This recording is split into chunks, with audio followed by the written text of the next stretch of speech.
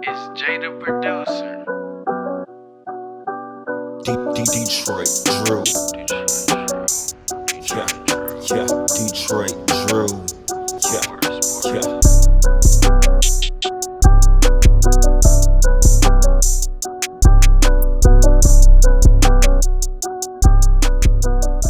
Yo, what up, though, peeps? Yes. It's me, Double D, Detroit Drew, back at it. It's been a minute, but we have some things to talk about, and I know a lot of you guys been asking where I've been at and what I've been doing. I promise one of these days I will just tell you. I know a lot of you guys want a long story short, but today we're not talking about that. We have a lot of stuff covering the Detroit Lions, and then tomorrow I'm diving into Cade Cunningham and the Detroit Pistons. As even though this Lions season did not end how most of us wanted it to, all in all, Detroit is on the rise. Okay. Um, Before we talk about Glenn and Ben Johnson, let's first talk about this game. I know it's been a few days since the game's passed. Today is currently the Wednesday after. I was kind of debating if I should do a live reaction after the game, but truth be told, I don't think it would have been friendly family. And being away for some time, don't know if that's the best approach. So I thought maybe I should simmer down, let it sit for the night. And night number one didn't get any easier. Actually, trying to finish watching the rest of the playoffs that weekend was it was a painful, just heart pain all through the rest of those two games. And quite frankly, it still stings so much where I don't even care anymore. It's been a great football season, a lot of great stories around the league. And I'm not discrediting Washington. Great story, great team. But just they ripped my heart out, to be honest with you. They beat us at our own game. And sitting here Wednesday, it still does not feel any better. It's still just it's just I don't want to dwell too much on it because we got a lot of work to do this off season. It's disappointing. It's embarrassing, and quite frankly, it's unexcusable. So many factors went into us losing that game. Turnovers is the big one. Not being able to get it to stop on defense, another big one. But I'm gonna give the defense a pass all year long. We knew this was the case. We had too many people hurt to really do anything with that side of the ball. I know giving up 45 points is a big deal, one of them being a pick six. But we knew going into the playoffs that our offense was going to have to be the thing to keep us into it. And turning the ball over 5 times is not going to happen. We were lucky to win that one game against Houston earlier with the same scenario. You can see how hard it is to win football games turning the ball over 5 times. That being said, NFL seriously needs to put in a new rule, and this is not just because it's the Lions and it happened to us, but this is really unprofessional, okay? To have current coaches that are still in the playoffs interviewing during the bye week because they're the number one seed to go to these other teams should not be a thing. That should be against the rules and a violation. Now, I'm not saying that either one of these two people have spread what they did here specifically to win that thing. Maybe Ben Johnson did. I'm getting kind of a mixed reaction from him right now. But the fact that you can't tell me that Ben wasn't thinking about Chicago this week is unexcusable. I've seen what St. Brown said, and I know he's just being professional.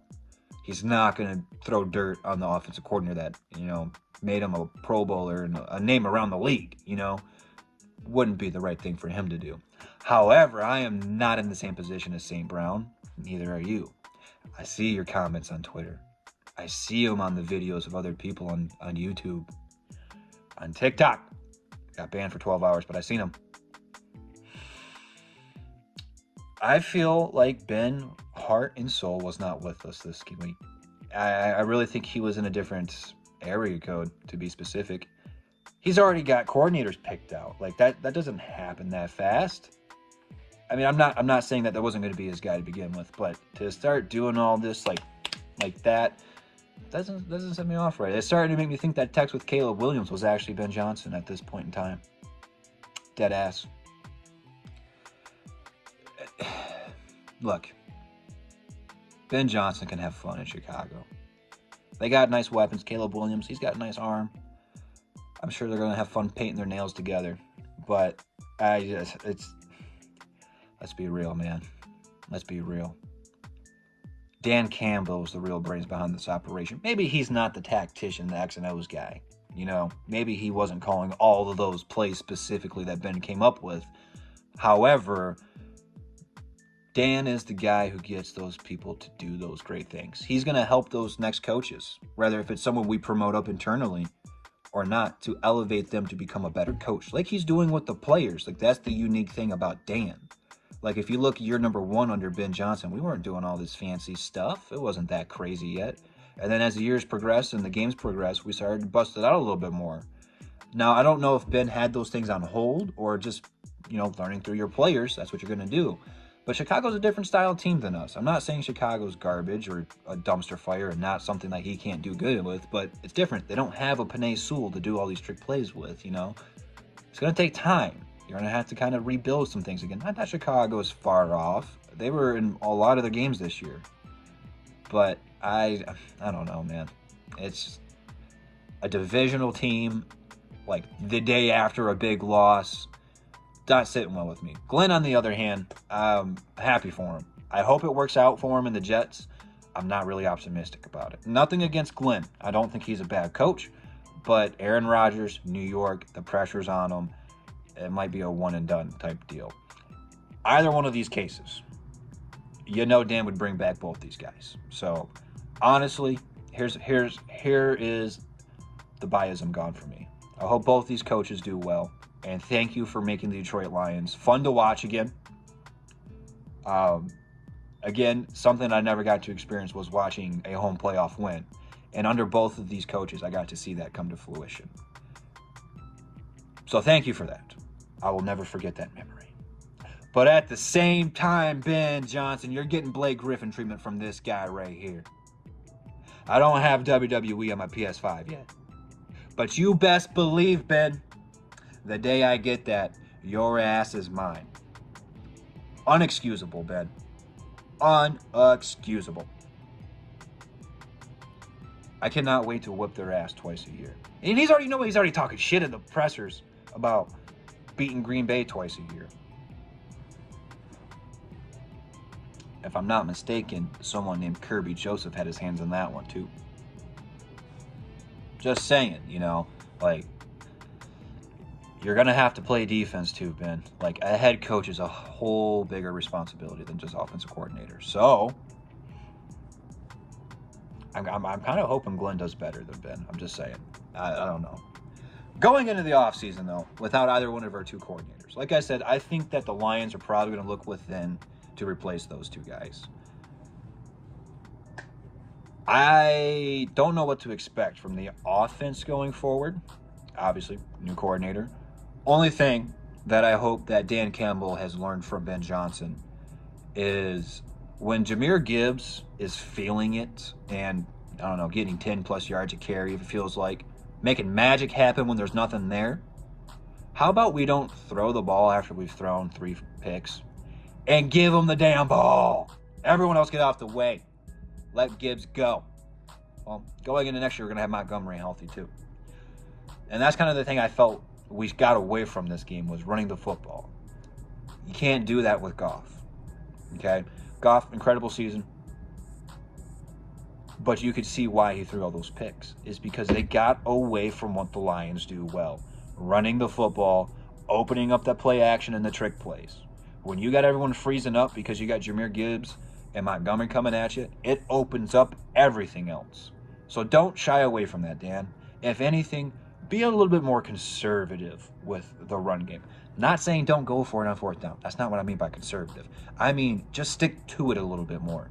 The thing that I admire from Washington, and the thing that I loved about the Lions pretty much the whole year, was on 3rd and short and 4th and short or medium, we would run the ball. Like, you have to be a man's man to run the ball on a 4th and 5 and get the first down. And the Lions have done that several times through the course of this stint with Dan Campbell. Don't shy away from that. That's what makes us who we are. Defensive side of the ball, I think the biggest takeaway is getting healthy. However, we got some decent draft picks. We got some money.